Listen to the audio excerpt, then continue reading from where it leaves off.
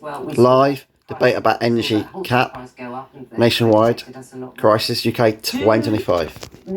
Time's bottom down there, and it is Friday 22nd of May, 7:80 AM in the morning. If I the right side screen, the comment in the box below, let me know what you think about this. To you on WhatsApp, well, to you on YouTube, which is right now. Skype for Sean Silent Evans, different please. government in power. We have different negotiations internationally with what's going on in the world. Do you feel things are going in a more positive direction? So I would be quite cautious, to be perfectly honest, because I think any government, and it's not just the regulator that can't control the international gas market, the government can't control the international gas market. Of course they can't.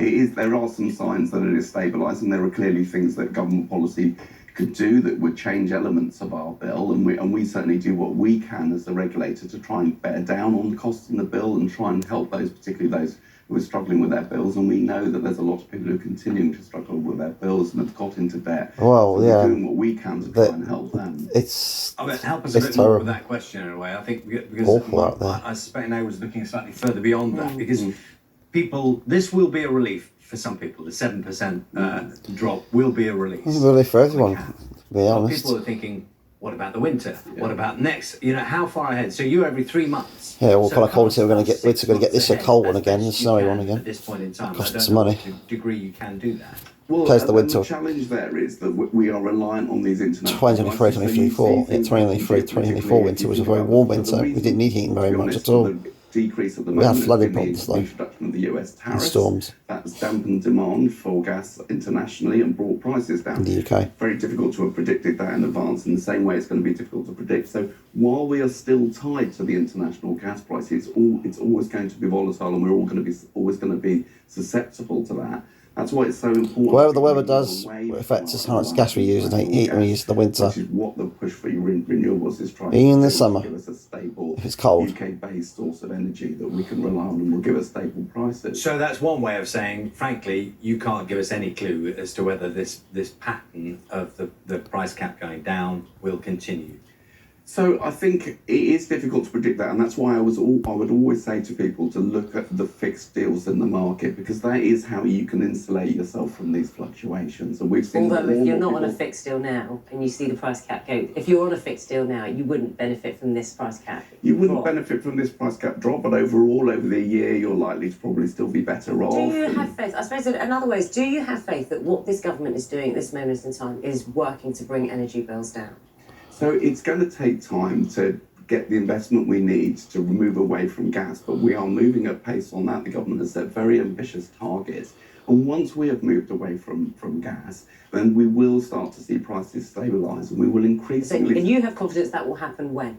So this is not going to happen overnight, and I think the government has been clear about that. The government has a target for Clean Power 2030. We will see changes during that period, and we're already, I think, starting to see things like your viewers will have seen the adverts on the television, for example, of cheap energy at different times of the day and the weekends. I think we'll see more and more of those as we move over to more and more renewables.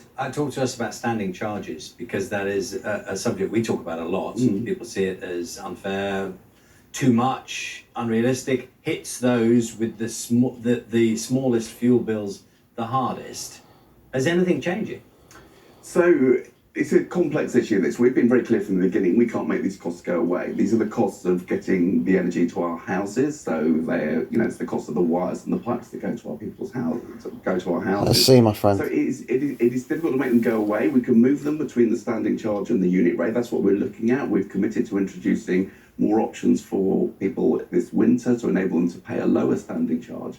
But it's important to note that it doesn't work for everyone, and it isn't just those on high incomes that would pay more with a lower standing charge, because it is a complex situation. If you have a high energy bill that you can't control, if for example you live in a drafty property, you have a large family, then you will pay more if we move more of those costs onto the unit rate. So we have to be quite careful about how we do that. Go back to the first part of what you said then. Someone who has a very low bill, as in their usage is low, that for them, what alternatives are there when they see what they think of a disproportionate charge attached to that. So they are the people who would definitely benefit from a lower or zero standing charge, and that's why we've committed for this winter to get those sort of deals into the market to give. So they people will those exist options. And, by the winter. Yes. What does the winter mean? When is that?